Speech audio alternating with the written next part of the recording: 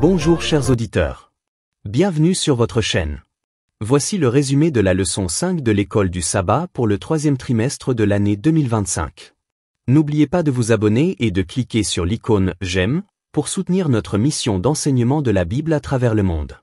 Le titre de cette leçon, la Pâque. Le texte à mémoriser se trouve dans le livre de l'Exode, chapitre 9, verset 35. Et lorsque vos enfants vous demanderont « Que signifie ce rituel ?» vous répondrez « C'est le sacrifice de la Pâque du Seigneur, qui a épargné les maisons des enfants d'Israël en Égypte lorsqu'il a frappé les Égyptiens et délivré nos familles. » À la fin de cette leçon, vous entendrez le chant lié à ce verset. Chers auditeurs, la Pâque est une histoire de jugement, de rédemption et de grâce. La leçon de cette semaine explique l'un des événements les plus marquants de l'histoire d'Israël, l'institution de la Pâque lors de la dernière plaie catastrophique que Dieu a infligée à l'Égypte.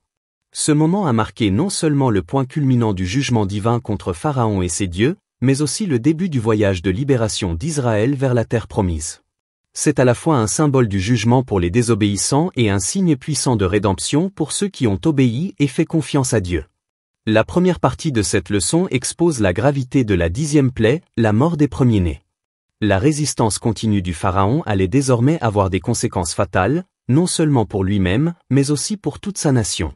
Dans cette histoire, nous voyons comment l'orgueil d'un homme et son refus de se soumettre à Dieu peuvent causer des souffrances à beaucoup. En revanche, elle nous rappelle que Dieu est toujours prêt à fournir la sagesse et les conseils nécessaires pour prendre les bonnes décisions, mais que le cœur humain résiste souvent à la vérité. Le cœur endurci du Pharaon devient un avertissement sur les conséquences de la défiance envers la volonté divine. Leçon du dimanche, une plaie de plus. Le prophète Amos déclare que le Seigneur Dieu ne fait rien sans révéler son secret à ses serviteurs, les prophètes. Dieu, par l'intermédiaire de Moïse, avertit Pharaon une dernière fois. Cette dernière plaie frappera les premiers-nés de toutes les familles égyptiennes, y compris la maison de Pharaon. Cet acte divin n'est pas irréfléchi, mais l'aboutissement de la justice après de multiples avertissements rejetés. Moïse quitte la présence de Pharaon avec une grande colère, prévoyant peut-être les immenses souffrances que causera l'entêtement de Pharaon. Le chiffre 10 symbolise la complétude dans les Écritures, par exemple les 10 commandements. Les 10 plaies représentent le jugement complet et définitif de Dieu contre l'injustice, l'oppression et l'idolâtrie de l'Égypte. Dieu, le juge juste, n'est jamais indifférent à la cruauté et à l'exploitation. La justice de Dieu est toujours équilibrée par la miséricorde, et les humains doivent s'efforcer de refléter cet équilibre en privilégiant la compassion plutôt que l'application rigide des lois. Leçon du lundi, instructions pour la Pâque. Au lieu d'organiser une fuite logistique, les instructions de Dieu à Moïse et Aaron se concentrent sur le culte, en particulier sur la manière de célébrer la Pâque. Chaque famille doit préparer un agneau parfait, le partager avec la communauté si nécessaire, et le manger avec du pain sans levain et des herbes amères. Le sang de l'agneau devait être répandu sur les montants des portes, signe visible de foi et d'obéissance. Ces maisons seraient épargnées. Cet acte est devenu le symbole central de la grâce salvatrice de Dieu, et le terme Pâque ou pesach signifie littéralement « passer au-dessus », signifiant protection et délivrance. La Pâque devait être un rappel annuel de la délivrance de Dieu et une expérience vivante pour chaque génération. C'était plus qu'une tradition, c'était un mémorial actif du salut, réaffirmant leur identité et leur relation avec Dieu. La célébration de la Pâque devait rappeler à chaque Israélite les actes puissants et miséricordieux de Dieu en faveur de son peuple. Cette célébration contribuait à affermir leur identité nationale et à sceller leurs convictions religieuses. Il est important de se souvenir du bien que Dieu vous a fait dans le passé et d'avoir confiance qu'il vous fera du bien à l'avenir également. Mardi, Pessa, le rôle du sang et des pains sans levain. Le sang de l'agneau joue un rôle essentiel dans la Pâque, préfigurant Jésus-Christ, l'agneau de Dieu ultime qui enlève le péché du monde, Jean chapitre 1 verset 29. Le fait de mettre du sang sur les montants des portes est une profonde déclaration de foi dans le salut divin.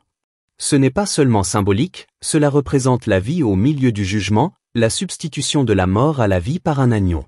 Paul fait référence à Jésus comme étant notre Pâque, reliant directement cet ancien rituel à l'Évangile.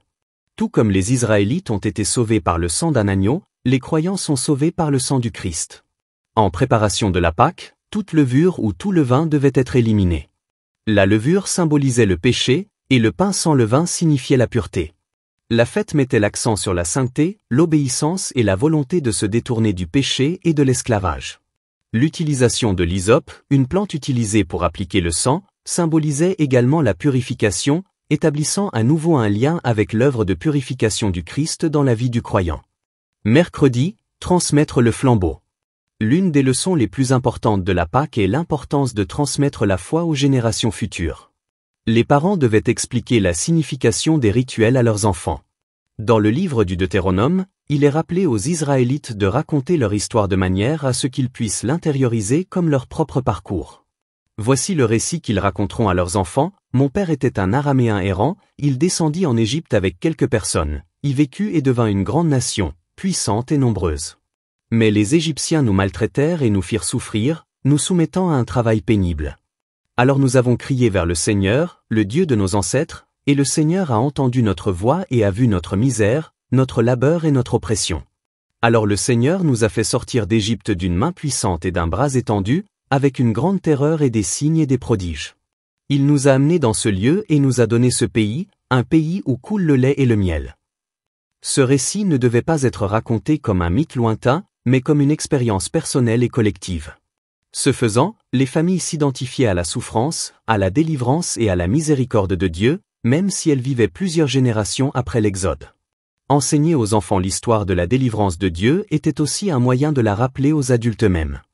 La répétition approfondissait la compréhension et renforçait la confiance dans la puissance de Dieu à agir à nouveau à l'avenir. Jeudi, le jugement divin. La dernière plaie survint à minuit. Tous les premiers-nés égyptiens moururent, du palais du Pharaon jusqu'aux maisons les plus humbles. Le silence de l'Égypte fut rompu par un deuil et une horreur généralisée. Cette plaie visait les dieux d'Égypte, de fausses divinités qui prétendaient avoir le pouvoir sur la vie, la naissance et la fertilité. Les dieux d'Égypte ont été rendus impuissants devant le Dieu vivant. Le Pharaon lui-même, vénéré comme un dieu, a été dépouillé de son orgueil et de sa protection. La punition était à la mesure du crime. L'Égypte avait auparavant cherché à tuer les fils d'Israël.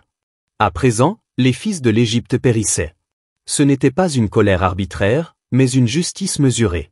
Il est néanmoins édifiant de réfléchir à la manière dont le péché affecte les autres.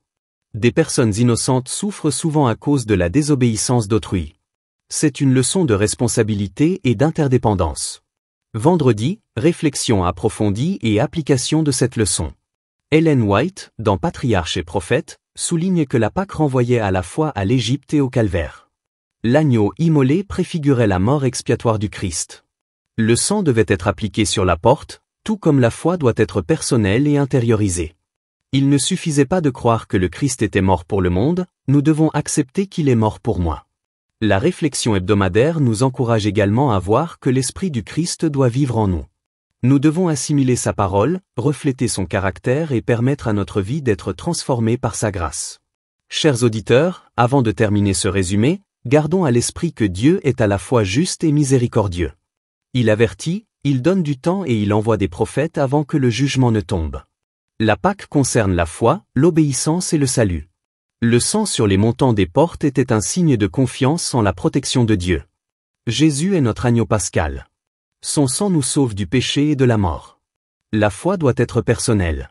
Chaque génération doit embrasser l'histoire de la rédemption comme la sienne. Le péché a également des conséquences. Il affecte souvent plus que le seul pécheur individuel.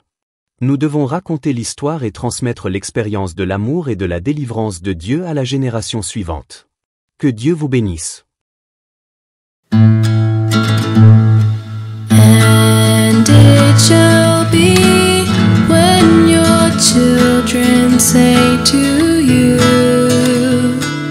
what do you mean by this service that you shall say? It is the Passover sacrifice of the Lord, who passed over the houses of the children